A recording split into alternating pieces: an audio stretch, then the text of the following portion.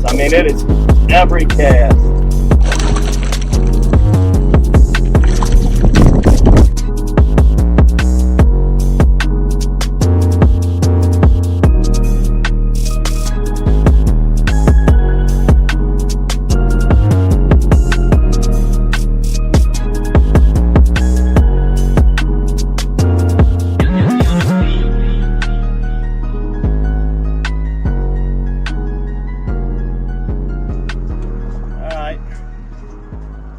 Stopped in here on the Highway 90 bridge, was coming through.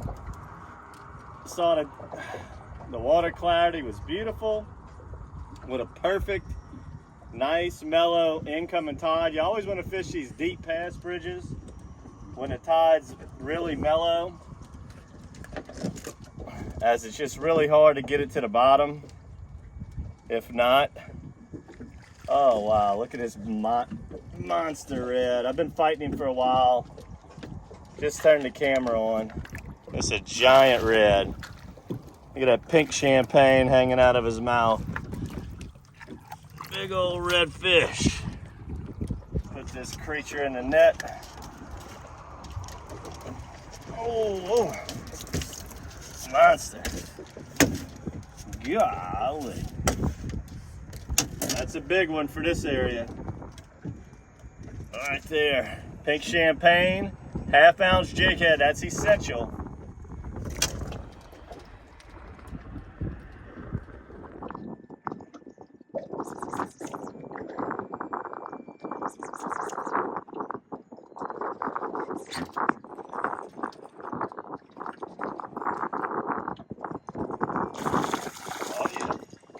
Oh yeah, baby. That's what we're looking for. That's what we're looking for. So I got a nice eddy brake I'm using with this cluster of pollens. It's right here in front of us, supporting the Highway 90 bridge. And that's what you got to find, is that current really rolls here. Now get behind a nice male trout. He is grunting big time. Some of his inside sticking out because I had to reel him in from so deep. 25 foot, 30 foot here. I'm trying to get you to hear that grunt. Really, this fish is really grunting. I had 3 bites on that cast, so let me hurry up and get out there. There should be some fish down there.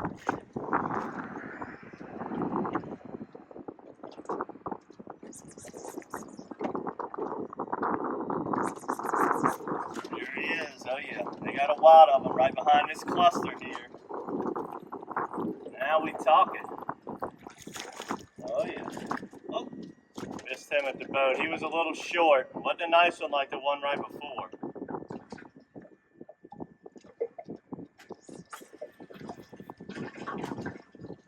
I'm just throwing it up. Tide's coming in right now.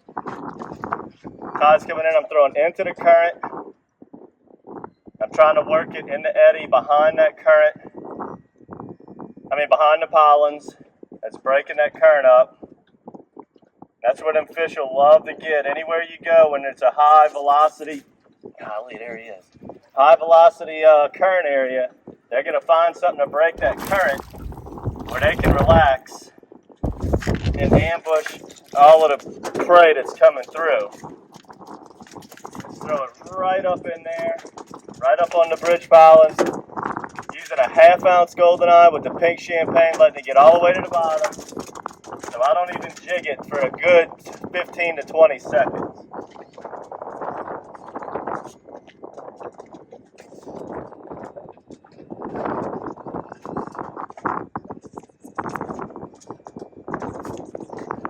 Oh. There's a bunch of them down there. Holding the tail down. There's a bunch down there.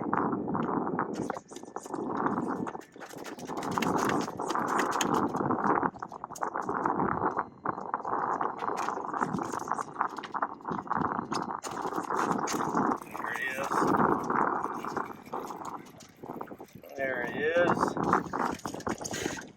Just like that. Just like that, baby. We just had our first cold front of the year. We're still in August. As everybody knows, it's been one of the hottest summers we've ever seen in our life.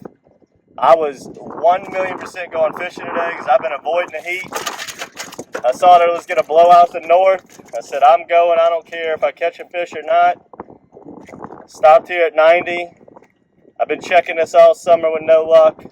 Come today and there they are, eager to eat, crushing the pink champagne matrix. All right, I'm using a pink champagne right now on a 1/2 ounce black platinum. I love, love, love, love pink when the water's gin clear. And although we've been having a lot of west winds lately and low water, that water's salty and clean as we have had minimal rainfall. That's the setup right there. Get that lure nice and straight. Let's get back behind them pylons and let's get to action.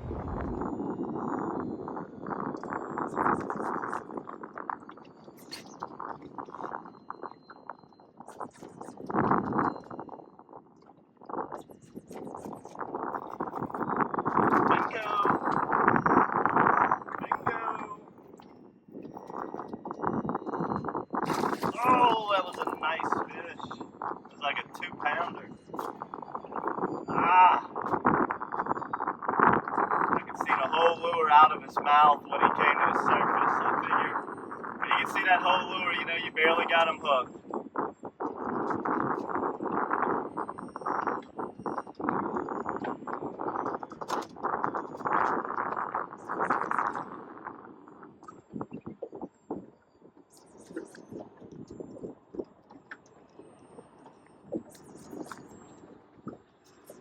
There he is. I mean, it is every cast. Every cast.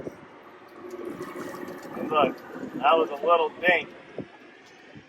That one was like 10 inches, and the other one was about 16. I mean, it's as soon as it hits the bottom, I'm getting bit.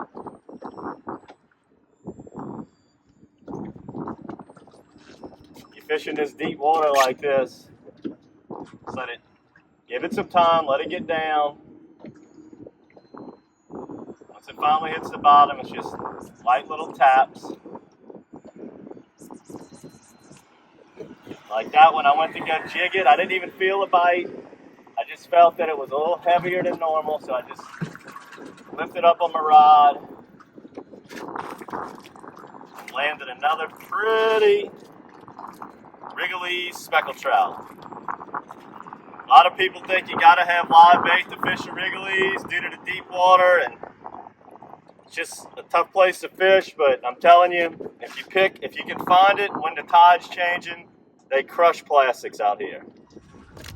Back when I was a kid, I used to fish the old bridge, which was square pylons, just like Highway 11 set up, and we just had a lot of big trout around. This bridge is yielded some state record fish. Some of the biggest trout ever came out of this estuary has been from right here, but on the old bridge. Now the last several years here, if I catch a big one here, it's a 3-pounder. I haven't caught any monsters, but when you find them here, you can find them ganged up like we got them right now. And I very rarely ever see anybody fishing here. I almost always have it to myself. So anytime I'm coming through here and I see that tide fishable meaning I know I can get my jig head down to the bottom, I give it a check, because I never know when they're going to be here. Water temperatures are almost 90 degrees. Like, trout are not wanting to feed right now. This is not ideal conditions, but that deep water, it's cooler down there, and especially in the current. So this is where they want to be when it's scorching hot.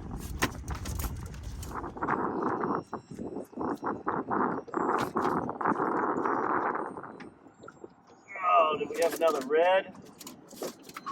I think so. Started the morning off with a red.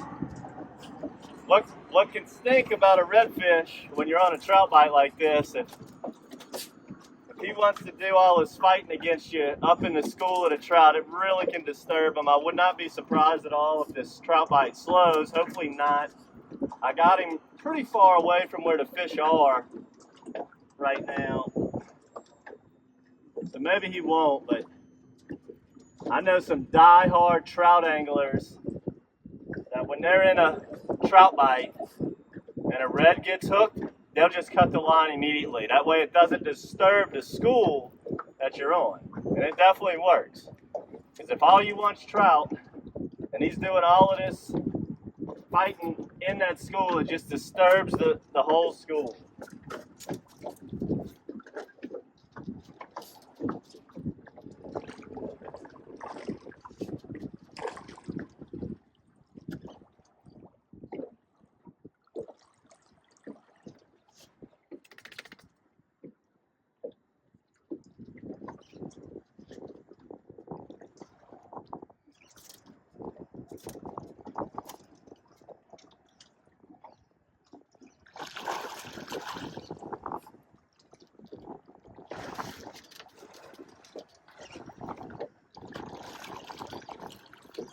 Another big tank of a redfish.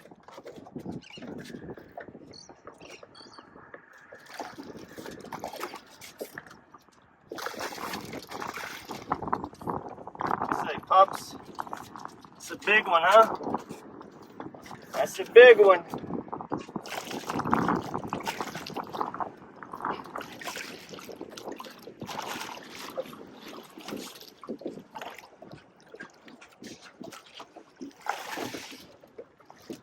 Oh, I mean, what an awesome start to the morning.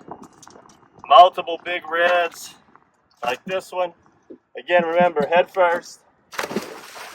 You could have kept that if you wanted, but that's a little bit bigger than my liking. Got the trout on the floor, catching them so fast. Let's get back in there. I tell you, it's amazing just how a quick temperature drop when it's been scalding hot can turn these fish on like this. You know, maybe they just popped up, but a lot of times, just, you know, the water temperature dropped 2, 3, 4 degrees overnight with this north wind. You know, the highs have been in the hundreds, heat index 115. And yesterday we had some cloud cover, we had a front come through. Today we got a brisk 15-mile-an-hour north wind, keeping this air temperature cool. And these trout have came to life. And look, that redfish didn't even bother them. First cast back. Right back at it. Did he go? Oh, I thought he went all the way over the boat.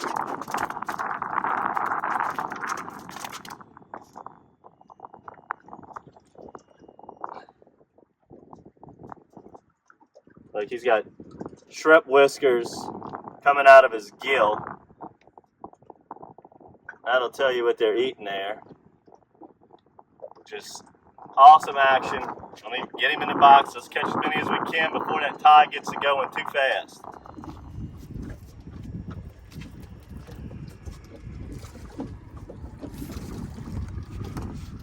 Another good one.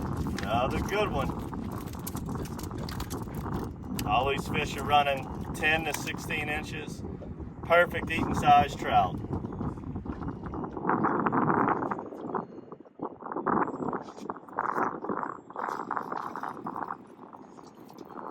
On that one, I popped it, was looking at my line fall back to the bottom, and it started falling much faster than normal.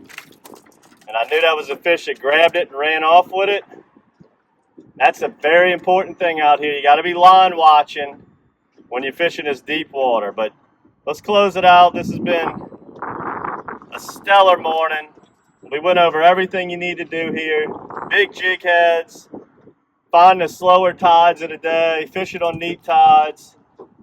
Tons of speckled trout. They're going to be here all the way through September, October if you catch the conditions right. I hope you enjoyed this episode. Subscribe to the monthly bait box, the bubblegum pink champagne. This is a bad dude, and crystal clear water like we have right now.